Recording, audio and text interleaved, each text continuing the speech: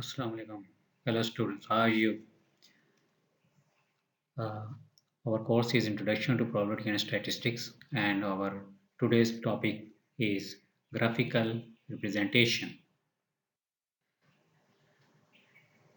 In the last class, we have discussed about the histogram, how to draw a histogram when a frequency distribution is given. The next graph is simple bar chart. A simple bar chart consists of vertical bars of equal widths and lengths proportional to the values of they represent.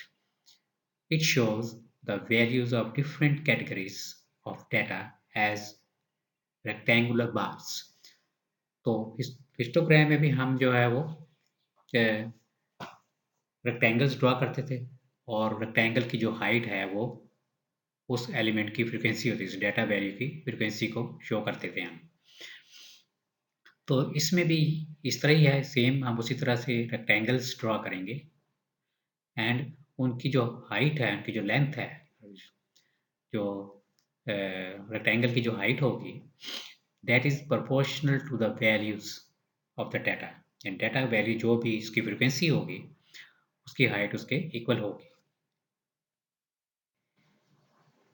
ये example है हमारे पास, देखिए हम draw a simple bar chart to represent the number of students achieved different grades. अब एक class है, उसका एग्जाम कंडक्ट होता है और तो फॉलोइंग जो है ना रिजल्ट्स उसमें हम नोट करते हैं। यानी रिजल्ट अगर आप बना रहे हैं, कोई टीचर है तो रिजल्ट बना रहा है तो ज़ाहिर है वो देखेगा कि ए ग्रेड इसमें कितने हैं, बी ग्रेड कितने हैं, सी कितने हैं और डी कितने हैं। और अगर ए और बी वाले ज़्यादा ग्रेड हैं तो हम कहेंगे कि क्लास का रिजल्ट जो है ना वो तो बहुत अच्छा है, ठीक है, राइट। और अगर जो है ना सी और डी वाले ज़्यादा बच्चे हैं तो इट मीन्स आप कहेंगे कि ग्रेड जो है ना वो अच्छा नहीं है और इसमें फिर स्टूडेंट्स जो है ना वो उन्होंने मेहनत नहीं की या टीचर जो है ना उसने उतने उस तरह से पेपर नहीं लिया, ठीक है। तो इस तरह से आप जो है ना देखें, जो डाटा से इस तरह की कंक्लूजन्स आप ड्रा कर सकते हैं, ठीक है।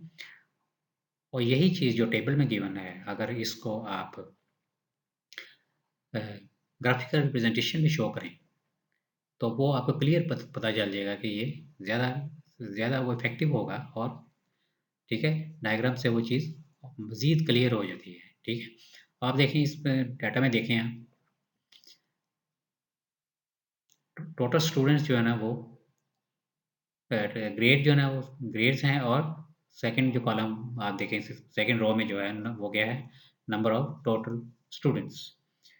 ए ग्रेड वाले 4 स्टूडेंट्स हैं, बी ग्रेड वाले 12 स्टूडेंट्स हैं और सी ग्रेड वाले 10 स्टूडेंट्स हैं और जो डी है वो डी ग्रेड में 2 स्टूडेंट्स हैं, ठीक है। इस मीन्स के एवरेज जो आप देखें वो स्टूडेंट्स की जो है ना वो बी और सी के दरमियान में कोई एवरेज आ रही है, जो स्टूडेंट्स के जो क्लास के ग्रेड्स हैं, ठीक है। अब इसमें देखें आप, जो फर्स्ट जो कैटेगरी है वो ए है, बी, सी और डी। तो ये देखें, अब ये कैटेगोरिकल वेरिएबल्स हैं, ठीक है, यानी कि क्लासेस बन गई हैं ए बी सी डी, ठीक है। और टोटल स्टूडेंट्स आप अगर काउंट करें तो कितने हैं, देखें आप इसमें, आपको स्टूडेंट्स आप समझेंगे कि टोटल स्टूडेंट जो है ना वो 4 हैं, क्योंकि 4 ग्रुप बने हुए हैं। टोटल स्टूडेंट्स 4 नहीं है इसमें। टोटल स्टूडेंट्स कैसे आएँगे? 4 जो है ना वो एक ए वाले 4 जो है ना स्टूडेंट्स हैं, बी वाले 12 हैं, सी जो ग्रेड वाले 10 स्टूडेंट्स हैं एंड डी ग्रेड वाले 2 स्टूडेंट्स हैं। तो इन सबको अगर आप ऐड करें तो ये क्या आ जाएगा आपके पास आंसर? 28 आई थिंक ये आंसर आ जाएगा। तो टोटल स्टूडेंट्स जो है ना वो क्लास में कितने हैं? 28, यानी 28 स्टूडेंट्स पे से डाटा ये लिया गया है और ये हमारे पास रिजल्ट आया है। इसका अब देखते हैं कि आगे इसका ग्राफ जो है ना वो जो बार चार्ट है वो कैसे आप ड्रा करेंगे। बार चार्ट है, इसको बार डायग्राम भी कहते हैं।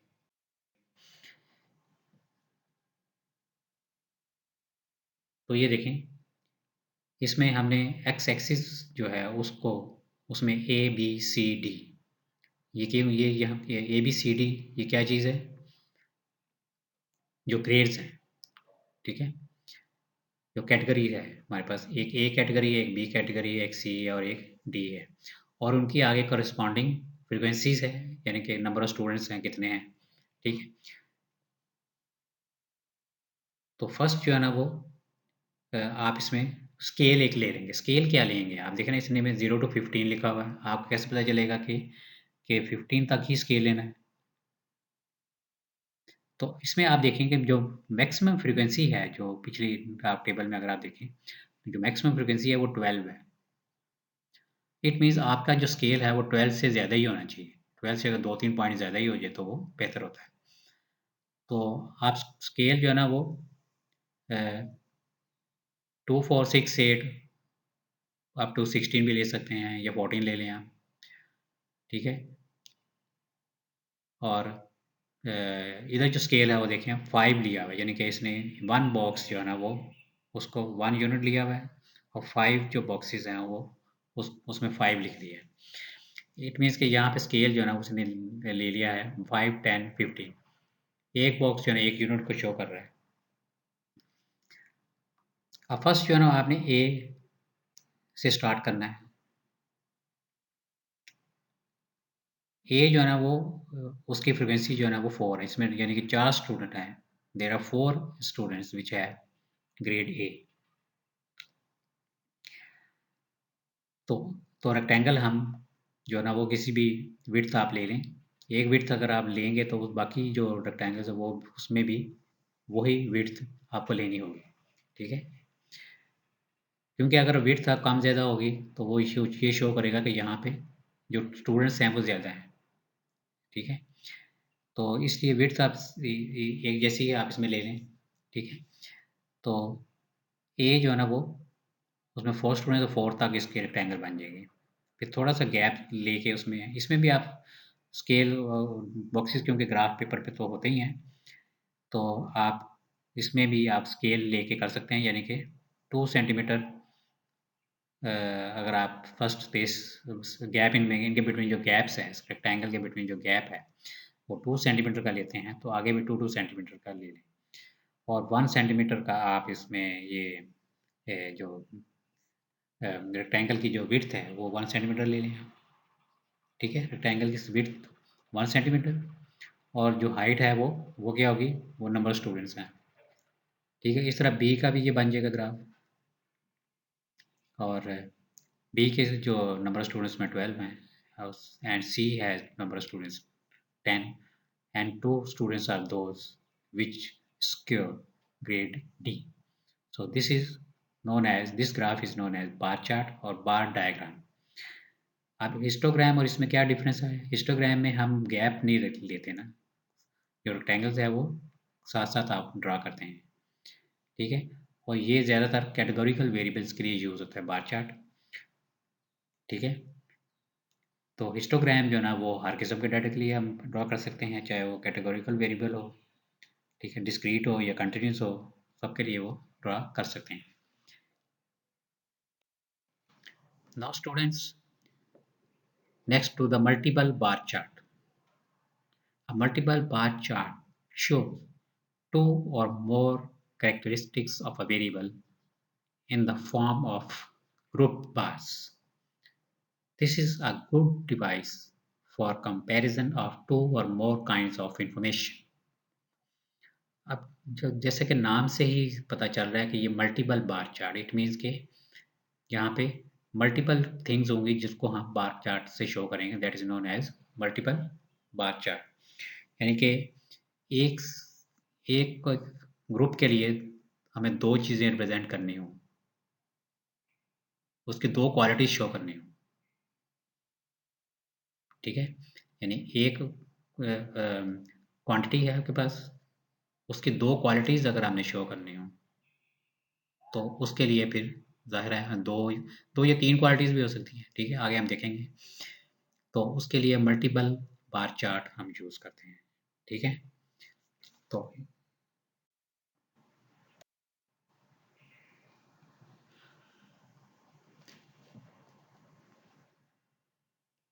हाँ, तो मल्टीपल बार चार्ट ये इसका बनेगा। देखिए मल्टीपल बार चार्ट 91। उसी तरह से मैंने आपको बताया कि स्केल आप ले लेंगे इसका,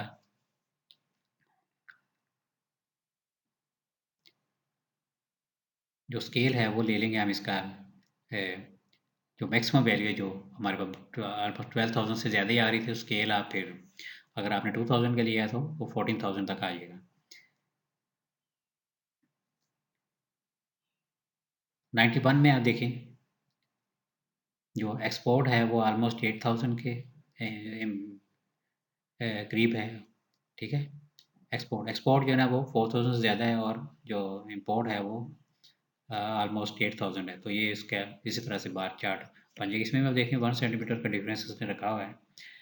ठीक है, और उसके रेक्टेंगल्स हम ड्रा करते जाएंगे अकॉर्डिंग टू जो उसकी वैल्यू है। इम्पोर्ट और एक्सपोर्ट, इम्पोर्ट जो है ना वो येलो से डिनोट किया है, और एक्सपोर्ट जो है ना वो ग्रीन कलर से डिनोट किया हुआ है। ठीक है, तो ये इसका बन जाएगा मल्टीपल बार चार्ट। इस अब इसमें दो क्वांटिटीज शो की हैं, इसके साथ कोई और भी चीज़ आप शो कर सकते हैं।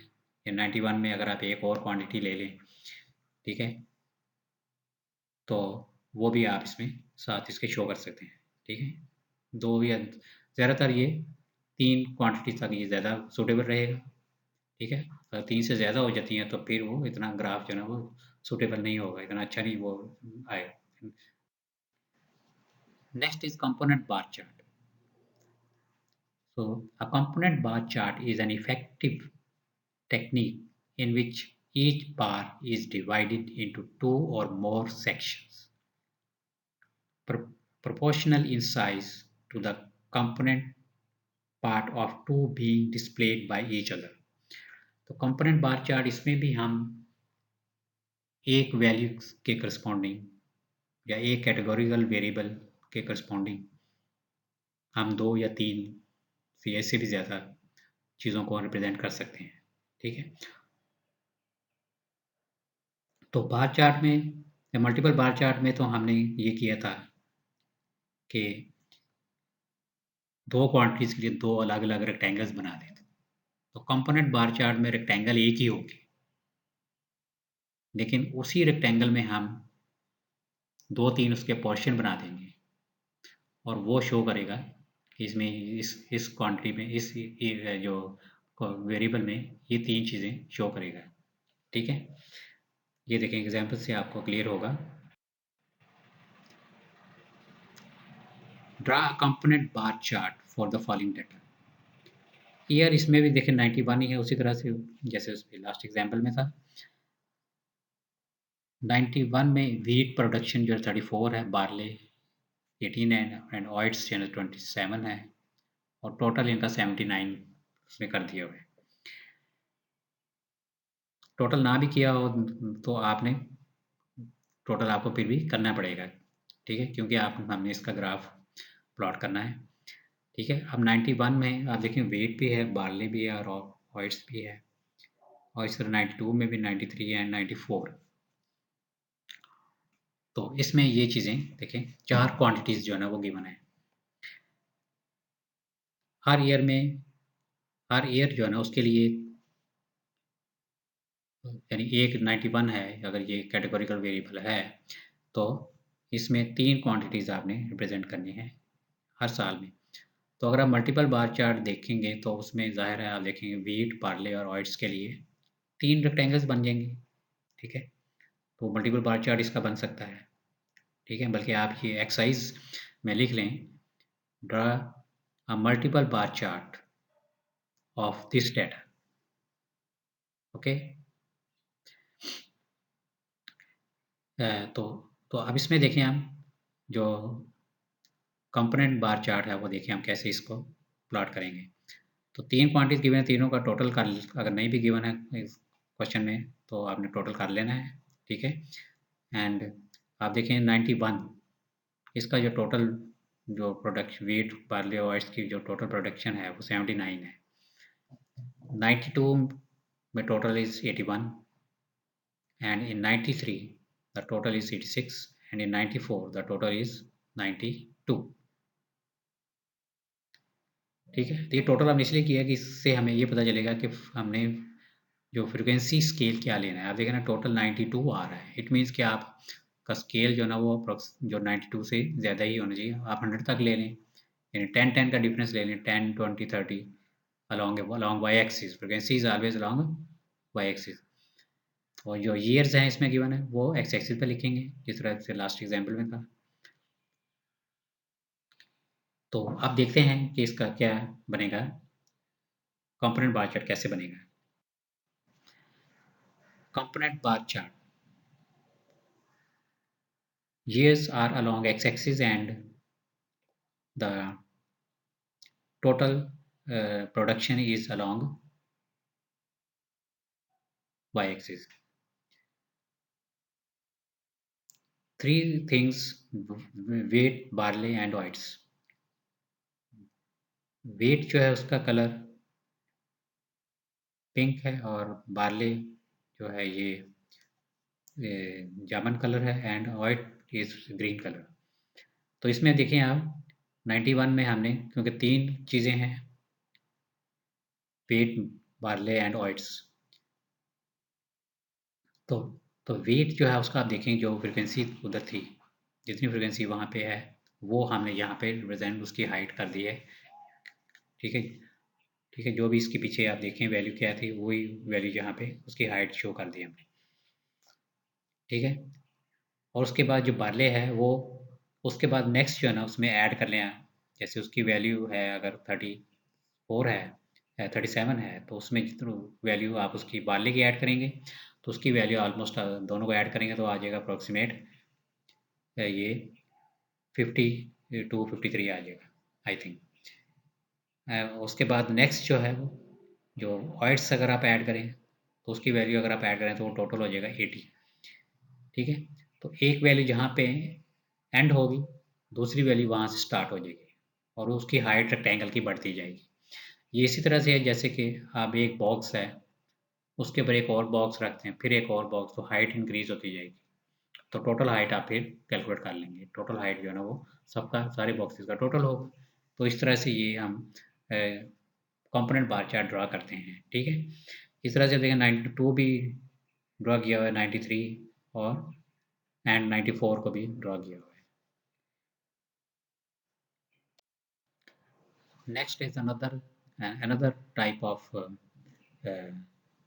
Graphical representation is pictogram.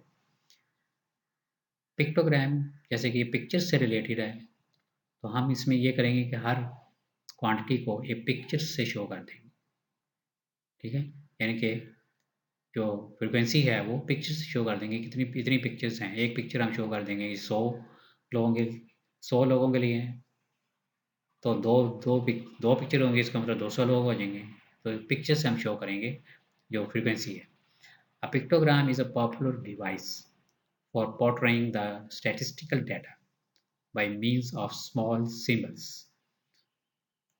ठीक है, यानी जो भी कोई क्वांटिटी है जिसको रिप्रेजेंट करना है उसके लिए एक सिंबल शो कर देंगे। The symbols to be used must be simple and clear. The larger quantities should be represented by larger number of symbols, not by the larger symbols। तो इसको देखते हैं, हम देखें एग्जाम्पल में। The following table shows the number of televisions sold in different years by a manufacturing company। ये TV sets के बारे में बात कर रहे हैं। 90 में 1000 टीवी सोल्ड हो रहे हैं और 95 में 2500 है।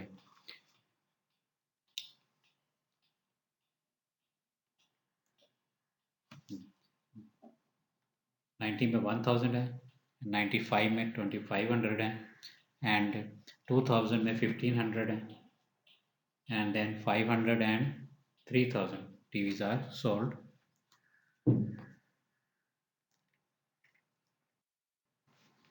तो ये देखें इसका जो हम पिक्टोग्राम है वो इस तरह शो करेंगे। अगर टीवी है तो टीवी की डायग्राम से आप इसको शो कर सकते हैं कि ये टीवी है। ठीक है, और हम ये इसमें स्केल हमें लेना पड़ेगा कि एक जो पिक्चर है वो कितने टीवीज़ को शो करे। तो each picture represents 500 TV sets, ठीक है? आप देखें 1990 में 1000 टीवी सोल्ड हो रही है, तो फिर 2 पिक्चर्स आ जाएँगी इसके, क्योंकि एक टीवी जो है 500 को शो कर रहा है। 95 में 2500 है तो 5 पिक्चर्स आ जाएँगी एंड 2000 में जो है वो अ, पिक्चर्स जो है ना वो आ जाएँगी 1500 एंड 2005 में 500 एंड 2008 में 3000 है तो 6 पिक्चर्स आ गई हैं, ठीक है? तो इसमें आप देखें एक टीवी जो है ना 500 पिक्चर्स को शो कर रहा है ना, तो अगर 250 पिक्चर्स हों तो फिर उसको कैसे शो करेंगे? तो इसमें हम इसमें फिर हम ये करते हैं कि डायग्राम जो है उसको हाफ़ कर देते हैं, ठीक है? तो 250 को आप शो कर सकते हैं कि वो आपको पता चल जाएगा कि ये हाफ़ डायग्राम है तो ये हाफ़ को शो करेगा, हाफ़ नंबर को शो करेगा। लेकिन अगर अगर जो है ना वो 250 का भी हाफ़ कर दें दैट इज़ 125, तो 125 को फिर आप कैसे जज करेंगे कि ये क्वार्टर ही है? तो क्वार्टर को इसमें नहीं फिर शो कर भी देंगे तो वो आपको एग्ज़ैक्टली नहीं पता चलेगा कि क्या वैल्यू है। अगर हाफ़ की है तो वो तो आप अप्रॉक्सिमेट जज कर सकते हैं कि ये हाफ़ डायग्राम है, तो इसमें हाफ़ वैल्यूज़ ही आप लेंगे, ठीक है? तो इसलिए जो पिक्टोग्राम है वो सिर्फ़ होल नंबर में वैल्यूज़ जो है ना उसके लिए ये होगा, ठीक है? ये यानी कि डायग्राम जिसमें हाफ़ होगी या फिर होल डायग्राम होगी तो उसके लिए यूज़फुल है, ठीक है?